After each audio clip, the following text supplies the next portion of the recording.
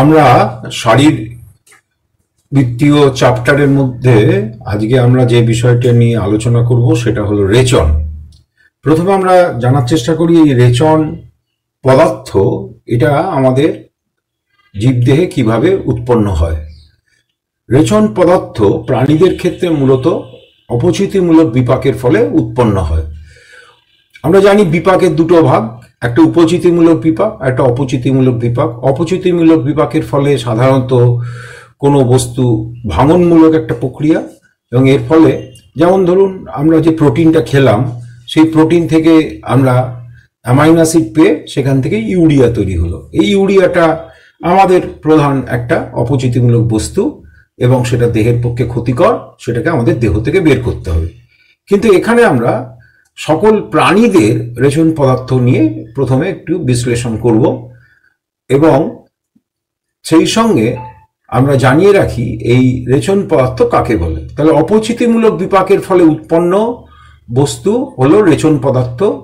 সেই রেচন পদার্থ আমরা কোনো একটা অঙ্গে তৈরি করলাম, সেই অঙ্গটি তৈরি হওয়ার পর সেটা পরবর্তী সময় তার রেচন অঙ্গে পৌঁছয়।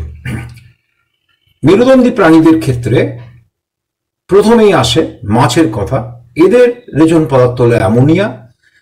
অপরদিকে উভচরদের ক্ষেত্রে ইউরিয়া, সরীসৃপদের ক্ষেত্রে এবং পাখিদের ক্ষেত্রে ইউরিক অ্যাসিড, এবং স্তন্যপায়ীদের ক্ষেত্রে আবার ইউরিয়া। আমরা প্রথম ছবিতে কিছু অমেরুদণ্ডী প্রাণীর রেচন অঙ্গ দেখতে পাচ্ছি। যেমন আমরা দেখতে পাচ্ছি প্রথমে যে রেচন অঙ্গটা, সেই রেচন অঙ্গটা হলো প্ল্যাটিহেলমিনথিস বা ফিতাকৃবির। সেই রেচন অঙ্গটার নাম হলো ফ্লেম সেল। তারপরে যে রেচন অঙ্গটা আমরা দেখতে পাচ্ছি সেটা হলো অ্যাসকারিসের বা নিমাটোডের রেচন অঙ্গ। তারপরে যেটা দেখতে পাচ্ছি সেটা অ্যানলিডার রেচন অঙ্গ। তারপরে যেটা আমরা দেখতে পাচ্ছি সেটা হচ্ছে ক্রাস্টেশিয়া বা কবচী প্রাণীদের রেচন অঙ্গ, অর্থাৎ চিংড়ি যেমন, যাদের রেচন অঙ্গের নাম হচ্ছে গ্রিন গ্ল্যান্ড বা অ্যান্টেনারি গ্ল্যান্ড। তারপরে আমরা দেখতে পাচ্ছি যে রেচন অঙ্গ, সেই রেচন অঙ্গটা পতঙ্গের, তার নাম ম্যালফিজিয়ান টিবিউল। তারপরে আমরা দেখতে পাচ্ছি অ্যারেকনিডা, যার মধ্যে মাকড়সা, কাঁকড়া, বিছা পড়ে, তাদের রেচন অঙ্গ কক্সাল গ্রন্থি। এছাড়া মোলাস্কার রেচন অঙ্গের নাম অর্গানোবোজিনাস। আর সকল মেরুদণ্ডী বা কর্ডাটার রেচন অঙ্গ অবশ্যই বৃক্ক। আমরা বৃক্কের ক্ষেত্রে আগে একটা জিনিস দেখে নিই। আমাদের এই যে বৃক্ক ক রকমের হয়। সাইক্লোস্টোমাদের বৃক্ক অনেক দেহের উপর দিকে থাকে, তাকে বলে প্রোনেফ্রোস বৃক্ক। অপরদিকে মাছ এবং উভচরের ক্ষেত্রে বৃক্কর নাম হলো মেসোনেফ্রিক বৃক্ক। আর সরীসৃপ থেকে একদম স্তন্যপায়ী অবধি তাদের বৃক্ক হলো মেটানেফ্রিক, তা সেটি অনেক নিচে থাকে।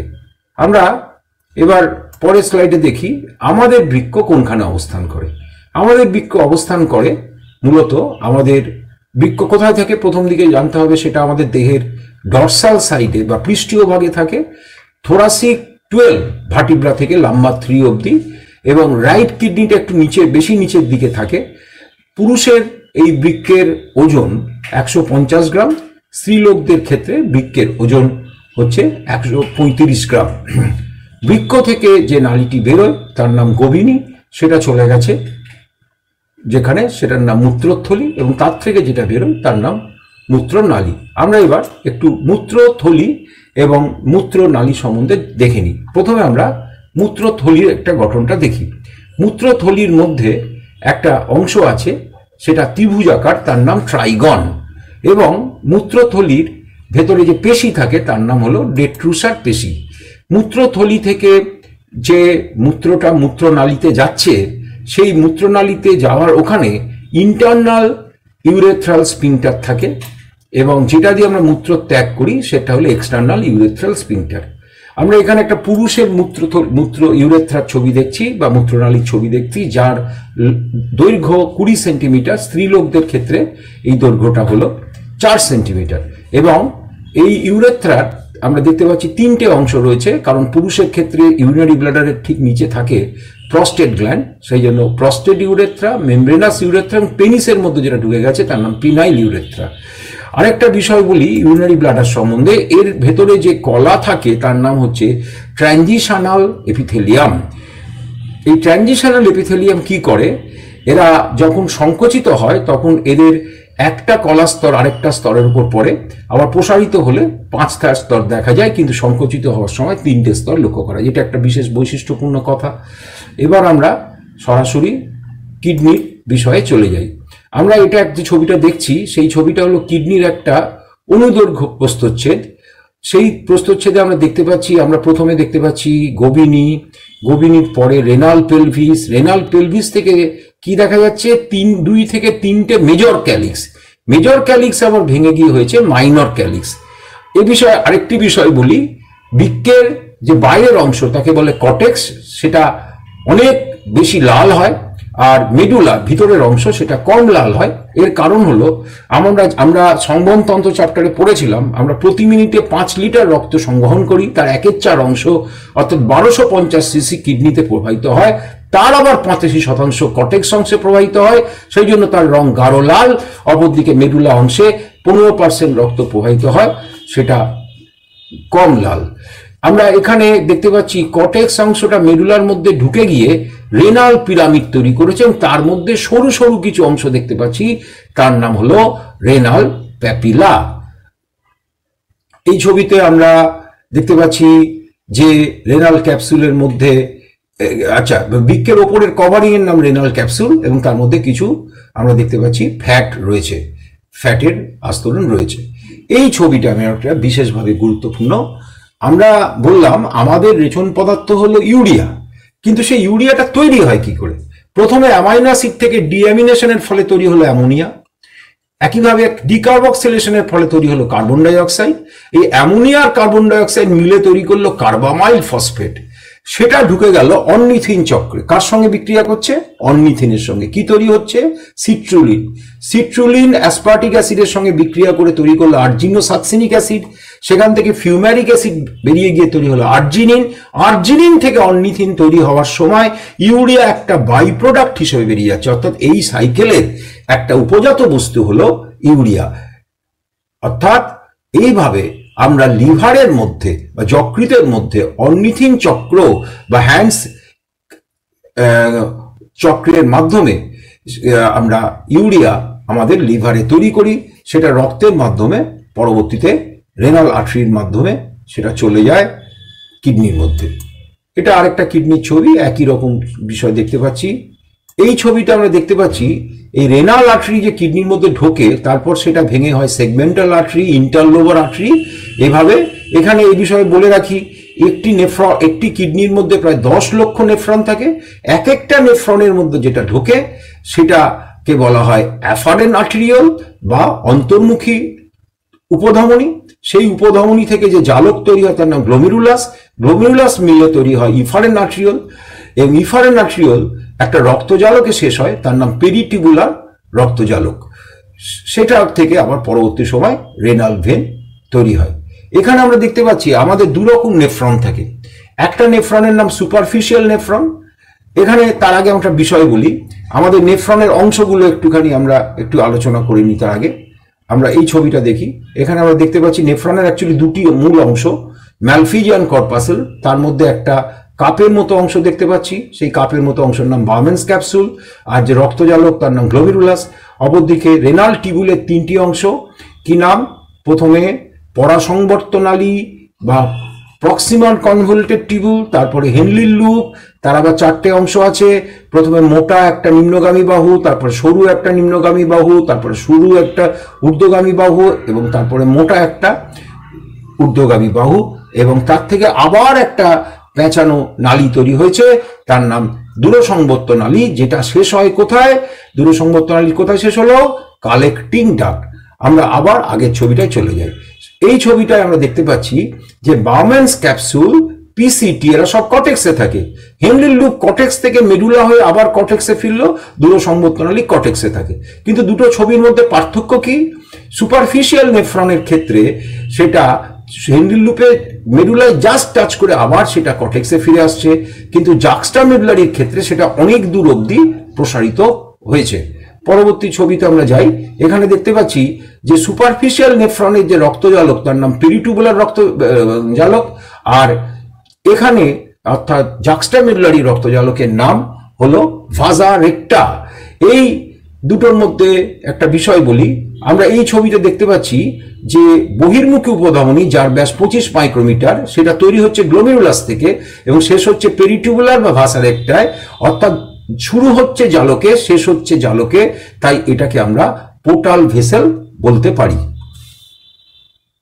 এবার আমরা দেখি বাবেন্স ক্যাপসুল, তার মধ্যে কি আছে, স্কোয়ামাস আবরণী কলা। বাবেন্স ক্যাপসুলের বাইরের দিকে বলে প্যারাইটাল স্তর, ভিতর দিকে বলে ভিসারাল স্তর, কিন্তু এই ভিসারাল স্তরে যে স্কোয়ামাস আবরণী কলা আছে সেটা মধ্যে আঙুলের মতো অভিক্ষেপ দেখা যায়, তার নাম পেডিসেল। এই দুটো পেডিসেলের মধ্যবর্তী জায়গাকে বলে ফিল্ট্রেশন স্লিট বা ফিল্ট্রেশন পোর বা পরিস্রাবণ ছিদ্র। এই জায়গাটা আমরা বিশেষ গুরুত্বের সঙ্গে আলোচনা করব, কারণ এই বাবেন্স ক্যাপসুলের মধ্যে পরিস্রাবণ হয়। কিভাবে পরিস্রাবণ হয়? রক্ত এলো, এবার এই যে দুটো উপধমনীর ব্যাসের পার্থক্য, যে একটার ব্যাস 50 মাইক্রোমিটার, একটার 25, এর ফলে একটা রক্তজালক চাপ তৈরি হচ্ছে, তার নাম হচ্ছে গ্লোমেরুলার ক্যাপিলারি প্রেসার, যার মান হলো 75 mm of Hg।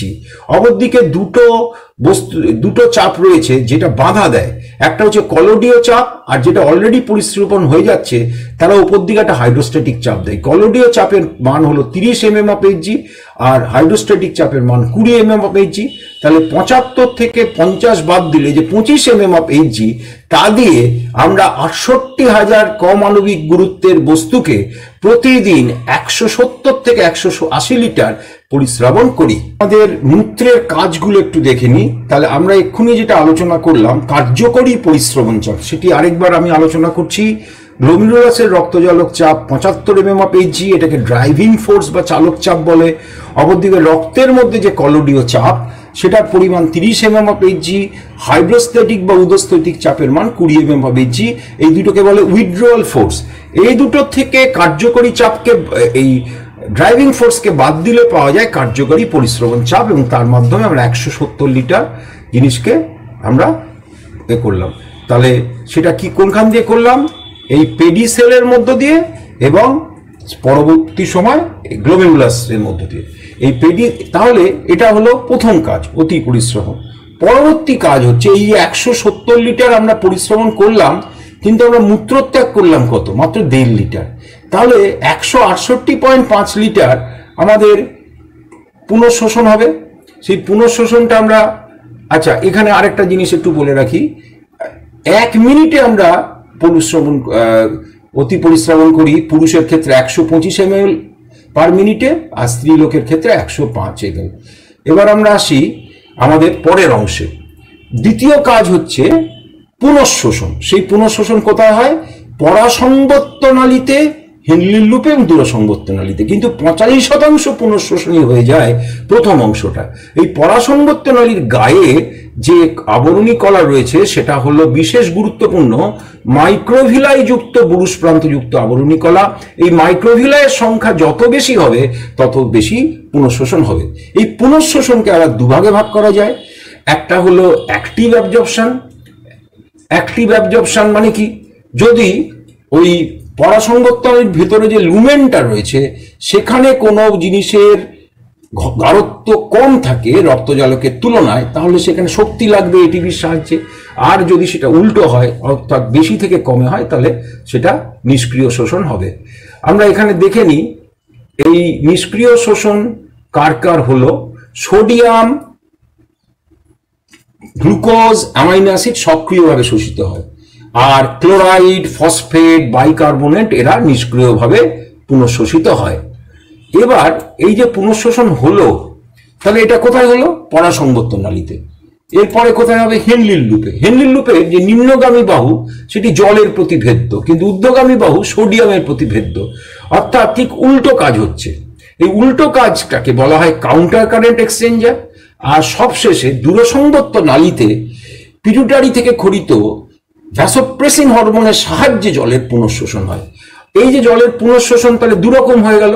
পরাসম্বর্তনালী O Henley লুপের যে জলের পুনঃশোষণ তাকে বলে অব্লিগেটরি বা বাধ্যতামূলক পুনঃশোষণ।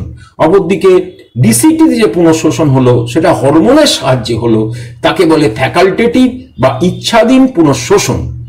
এই যে ছবিটা আমরা দেখছি বা পরের যে ছবিটা দেখতে পাচ্ছি সেটার একটি বিশেষ গুরুত্বপূর্ণ। কেন? কারণ ফিল্টার করার পরে আমরা যে গ্লোমেরুলার ফিল্টারটা থাকে তার মান হলো 300 মিলি অসমোলার পার লিটার। সেটা দেখুন বাড়তে বাড়তে 1200 হয়ে গেছে, আবার কমে গেছে। সবশেষে যে মূত্রটা আমরা বের করলাম তার গাঢ়ত্ব কত? 1200 মিলি অসমোলার পার লিটার। অর্থাৎ এই 300 থেকে 4 গুণ অতিসারক হয়ে আমরা মূত্রটা বের করলাম। কিন্তু কেন হলো এরকম? কারণ এই পুনঃশোষণের সাথে সাথে কিছু কিছু জিনিস ক্ষরণও হয়। কিরকম ক্ষরণ? কে ক্ষরণ হয়? যেমন ক্রিয়েটিন ক্ষরণ হয়, তারপরে হিপিউরিক অ্যাসিড, বেনজোইক অ্যাসিড ইত্যাদি ক্ষরণ হয়। তাহলে বৃক্কের নেফ্রনের কাজটা আমি আরেকবার আলোচনা করি। নাম্বার 1 গ্লোমেরুলার অতি পরিস্রাবণ, নাম্বার 2 পুনঃশোষণ বা রিঅ্যাবজর্পশন, নাম্বার 3 ক্ষরণ। এই ক্ষরণের সময় হাইড্রোজেন আয়ন এবং ডাইহাইড্রোজেন ফসফেট ক্ষরণ হওয়ার ফলে মূত্রের পিএইচ হয় 6, কিন্তু রক্তের পিএইচ হলো 7.4। এখন এই যে পুনঃশোষণ এবং এগুলো হলো, এর ফলে যেটা হলো সেটা হলো আমাদের রক্তের যে অভিস্রবণ চাপ, রক্তের যে আয়নিক ভারসাম্য, রক্তের যে জলীয় ভারসাম্য, সেটা কিন্তু বৃক্ক নিয়ন্ত্রণ করলো। আমরা এবার এই চার্টটায় দেখি। এখানে দেখুন কতগুলো জিনিস বলা আছে। প্রথমে বলা আছে কিছু বস্তু সম্পূর্ণভাবে শোষণ হয়, গ্লুকোজ, অ্যামাইনো অ্যাসিড। কিছু বস্তু মিডিয়াম শোষণ হয়, পটাশিয়াম আয়ন, ইউরিয়া। কিছু বস্তু খুব কম শোষণ হয় কিন্তু হয়, ফসফেট ও ইউরিক অ্যাসিড। আর কিছু বস্তু একেবারেই শোষণ হয় না, তাকে বলে নো থ্রেশহোল্ড। সেটার মধ্যে উল্লেখযোগ্য হলো ক্রিয়েটিন, ম্যানিটল, ক্রিয়েটিনিন ইত্যাদি। এবার আমরা আসি মূত্রের স্বাভাবিক উপাদান। মূত্রের স্বাভাবিক উপাদানের মধ্যে 95% জল থাকে, তার মধ্যে কিছু ইনঅর্গানিক সাবস্টেন্স থাকে। তার মধ্যে উল্লেখযোগ্য হলো potassium ion, dihydrogen phosphate, hydrogen ion, sodium, এগুলো তো আছেই। কিন্তু আমাদের অর্গানিকের মধ্যে উল্লেখযোগ্য কি? ইউরিয়া, ইউরিক অ্যাসিড, ক্রিয়েটিন ইত্যাদি। কিন্তু এটার যদি কিছু উল্টোপাল্টা হয়, অর্থাৎ অস্বাভাবিক ঘটনা ঘটে, তখন সেটাকে বলা হয় অ্যাবনর্মাল কম্পোজিশন অফ ইউরিন। যেমন রক্তে যদি 100 সিসি রক্তে 180 মিলিগ্রামের বেশি গ্লুকোজ হয়ে যায়, তাহলে বৃক্ক বা রেনাল টিউবুল কিন্তু গ্লুকোজ শোষণে ব্যর্থ হয় এবং সেই গ্লুকোজ বেরিয়ে যাওয়াকে বলে গ্লাইকোসুরিয়া।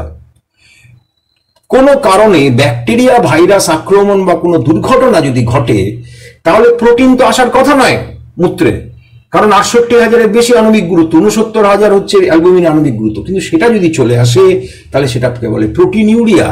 কোনোভাবে যদি সংক্রমণের ফলে পুঁজ চলে আসে তার নাম পাইরিয়া, রক্ত চলে আসলে হিমাচুরিয়া, আর জন্ডিস হলে বিলিরুবিন, বিলিভার্ডিন বেড়ে যায়, ফলে মূত্র হলুদ হয়ে যায়। আমরা পরের স্লাইডে যাই। অনেক সময় আমরা শুনি ইউরিনারি ব্লাডারে স্টোন হয়। এই স্টোনটার একটা হলো ক্যালসিয়াম অক্সালেট বা ক্যালসিয়াম কার্বনেট স্টোন, একটা ইউরিক অ্যাসিড স্টোন, একটা সিস্টিন স্টোন। এই স্টোনগুলো হওয়ার একটা বড় কারণ, বিশেষ করে ক্যালসিয়াম স্টোন হওয়ার কারণ হলো মূত্র যদি ক্ষারীয় হয়ে যায়। অর্থাৎ এইগুলো হলো বিভিন্ন abnormal constituent. Glycosuria, proteinuria, ketone body 6 থেকে 15 মিলিগ্রাম বেরোয়, তার থেকে যদি বেশি ক্ষরিত হয় তাহলে কিটোনুরিয়া। সেটা হয় ডায়াবেটিস রোগের ক্ষেত্রে এবং অনাহারের সময় দেখা যায়। তাহলে এই হলো অ্যাবনর্মাল কম্পোজিশন অফ ইউরিন। তাহলে নেফ্রনের কাজ আলোচনা করলাম, অতি পরিস্রবণ, পুনঃশোষণ এবং ক্ষরণ। এবং পরবর্তীতে আমরা বৃক্কের একটা কাজ আলোচনা করব।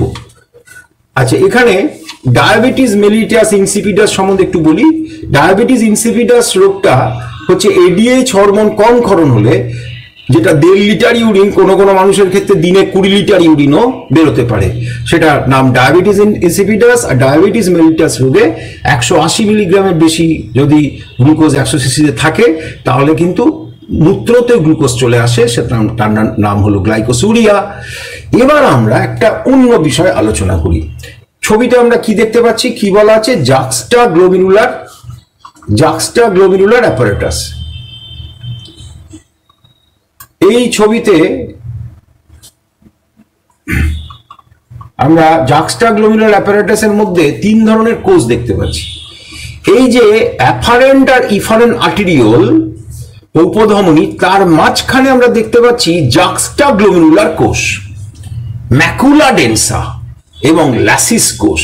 তাহলে আবার নামগুলো বলছি, জেজি কোষ বা জাক্সটাগ্লোমেরুলার কোষ, ম্যাকুলা ডেন্সা এবং ল্যাসিস কোষ। তার মধ্যে এই জাক্সটাগ্লোমেরুলার কোষ থেকে নির্গত হয় রেনিন। এই রেনিন কি করে? রেনিন কি করে? লিভার থেকে খরিত অ্যাঞ্জিওটেনসিনোজেনকে অ্যাঞ্জিওটেনসিন 1 এ কনভার্ট করে। ফুসফুস থেকে খরিত কনভার্টিং এনজাইম তাকে তৈরি করে অ্যাঞ্জিওটেনসিন 2। এই অ্যাঞ্জিওটেনসিন 2 যেটা করে, সে অ্যাড্রেনাল গ্রন্থির কর্টেক্সকে উদ্দীপিত করে অ্যালডোস্টেরনের ক্ষরণ ঘটায়। অ্যালডোস্টেরনের কাজ কি? সোডিয়ামকে অ্যাবজর্ব করে পটাশিয়ামকে বের করে দেওয়া। ভ্যাসোকনস্ট্রিকশন বা রক্তবাহ বা ধমনীকে সংকুচিত করে এবং এডিএইচ ক্ষরণ করে নেফ্রনে জল শোষণেও সাহায্য করে। এখন সোডিয়াম যদি বেড়ে যায়, সেই সময় আমাদের অলিন্দ থেকে আবার একটা হরমোন বেরোয়, তার নাম এএনএফ, অ্যাট্রিয়াল নাইট্রোটিক ফ্যাক্টর, যা আমাদের রক্তচাপকে ঠিক রাখতে সাহায্য করে। এই ছবিটায় আরেকটা বিষয় বলি, এই রেনিনকে আমরা একাধারে উৎসেচক এবং হরমোন বলতে পারি। কেন আমরা উৎসেচক বলছি? দেখা যাচ্ছে দেখুন, অ্যাঞ্জিওটেনসিনোজেনকে রেনিন অ্যাঞ্জিওটেনসিন 1 করছে, একটা এনজাইমের মতো কাজ করছে। অপর দেখুন, অ্যাঞ্জিওটেনসিন 2 অ্যাড্রেনাল কর্টেক্সকে উদ্দীপিত করছে, একটা ট্রপিক হরমোনের মতো কাজ করছে। সেই জন্য এই বিষয়টা বলা হচ্ছে। আমরা একটা পাহাড়ে গেলাম, উচ্চতা অনেক বেশি, অক্সিজেন কম। সেই সময় আমাদের জেজি সেল থেকে রেনাল এরিথ্রোপয়েটিক ফ্যাক্টর খরিত হয়। সে কি করে? প্লাজমায় উপস্থিত এরিথ্রোপয়েটিনোজেনকে এরিথ্রোপয়েটিনে পরিণত করে। এরিথ্রোপয়েটিন কি করে? আমাদের বোন ম্যারো বা অস্থিমজ্জাকে উদ্দীপিত করে এরিথ্রোপয়েসিস করে, অর্থাৎ হিমোসাইটোব্লাস্ট কোষকে লোহিত কণিকায় পরিণত হতে সাহায্য করে। তাহলে এবার আমরা বৃক্কের কাজটাকে সরলীকরণ করি। বৃক্কের কাজ অবশ্যই রেচন। আমরা আজকে রেচন আলোচনা করছি, কিন্তু রেচন একমাত্র কাজ নয়। কিডনির মেন কাজ হচ্ছে অসমো রেগুলেশন। কিডনি একটা অসমো রেগুলেটর, অর্থাৎ সে আয়নিক ভারসাম্য রক্ষা করে, সে জলীয় ভারসাম্য রক্ষা করে। সেটা কিভাবে করলো? এই রেনিনের কাজটা বুঝলেই বোঝা যাবে। রেনিন সোডিয়াম শোষণ করে নিল, জল শোষণে সাহায্য করলো, আবার পরোক্ষভাবে সে লোহিত কণিকা তৈরিতেও সাহায্য করলো। আমরা তাহলে কিডনির মূল বিষয়ে আমরা আলোচনা করলাম। এবার আমরা কিডনি ছাড়াও আমাদের যে আরো 3টে বা 4টে আনুষঙ্গিক রেচনাঙ্গ বা অ্যাক্সেসরি এক্সক্রিটরি অর্গান আছে, তাদের আলোচনায় আসি। প্রথম আসি স্কিন। স্কিন বা ত্বক প্রতিদিন 800 সিসি জল বের করে দেয়, যার সঙ্গে তাপমাত্রার কোনো সম্পর্ক নেই। এটিকে বলা হয় অবিদিত শ্বেতক্ষরণ। ঘামের মাধ্যমে যেটা আমরা বুঝতে পারি, সেই শ্বেতক্ষরণের মাধ্যমে আমরা বের করি sodium chloride, urea, 1% carbon dioxide বের করি এই প্রক্রিয়া, এবং সিবাম বা তেল ও সেরুমেন বা কানের খোলও বের করি। আমরা আসি লাংসে। এই লাংসের ক্ষেত্রে আমরা বের করি জলীয় বাষ্প এবং প্রতি ঘন্টায় 18 লিটার কার্বন ডাইঅক্সাইড, এবং তার সঙ্গে আনুষঙ্গিক হিসেবে আমরা বের করি কিটোন বডি এবং অ্যালকোহল। আমরা জানি ফ্যাটের অন্যতম উপাদান অ্যালকোহল। আবার ধরুন, আমরা অনেক সময় মাতাল ড্রাইভারকে পুলিশ ধরে একটা যন্ত্রের মাধ্যমে, সে মদ খেয়েছে কিনা, সেই যে অ্যালকোহল বেরোচ্ছে সেটাও কিন্তু ফুসফুসের মাধ্যমে বা নিঃশ্বাসের মাধ্যমে বেরোনোর ফলেই কিন্তু নির্গত হচ্ছে। কিন্তু আমি যে অ্যালকোহলের কথা বললাম সেটা কিন্তু লিপিড জাত অ্যালকোহল। লালা গ্রন্থিতে আসি। লালা গ্রন্থি থেকে থায়োসায়ানেট, বিভিন্ন ভারী ধাতু, মার্কারি, বিসমাথ, পিবি বেরোয়। যারা সিগারেট খায় তাদের ক্ষেত্রে বেঞ্জোপাইরিনও বেরোতে পারে। এছাড়া ইউরিয়াও আমরা থুতুর মাধ্যমে বের করি।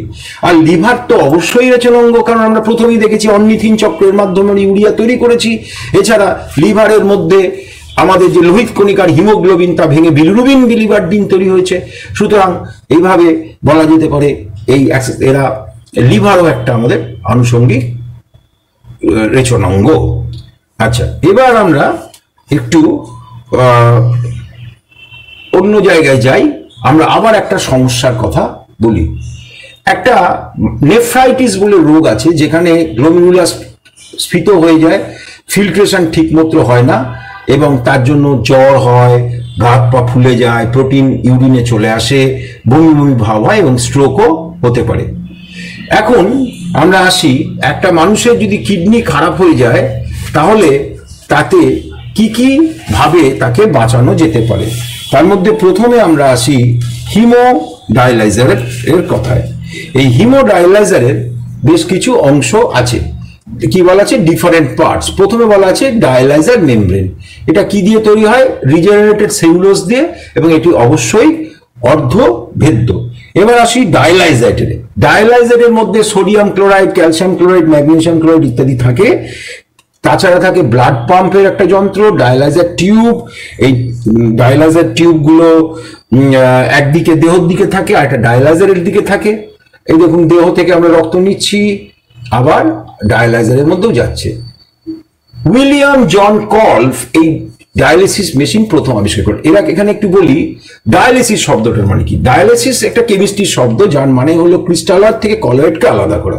আমরা দেখুন প্রতিদিন আমাদের যে গ্লোমেরুলাস, সেখানে কি করছি, ক্রিস্টালয়েড গুলোকে বের করে দিচ্ছি, কলয়েড গুলো কিন্তু আটকে যাচ্ছে। তাহলে এখানে এই প্রিন্সিপালটা আমরা একটু আলোচনা করি। একটা রোগীর হাতের রেডিয়াল ধমনী থেকে আমরা রক্তটা নিলাম, এবার সেটাকে ক্যাথেটারের মাধ্যমে আমরা পাঠিয়ে দিলাম হেপারিন মিশ্রিত ডায়ালাইজার যন্ত্রে। সেখানে রেচন পদার্থ বেরিয়ে গেল এবং ভালো পদার্থগুলো আবার তাকে আরেকটা হাতের ধমনির মধ্যে ঢুকিয়ে দেওয়া হলো। সেখানে ঢোকানোর আগে air trap machine, bubble trapper ইত্যাদি থাকে। এই প্রক্রিয়ায় 250 থেকে 300 ml রক্ত প্রতিদিন ফিল্টার হয় এবং এই প্রতিদিন 4 বার ডায়ালিসিস করা যেতে পারে। আচ্ছা, এবার আমরা আসি কিডনি প্রতিস্থাপনের ঘটনায়। আর্টিফিশিয়াল কিডনি কি সেটা একটু যে বলে নি। 8 ইঞ্চি লম্বা, 1.5 ইঞ্চি ডায়ামিটারের কিছু প্লাস্টিক টিউব।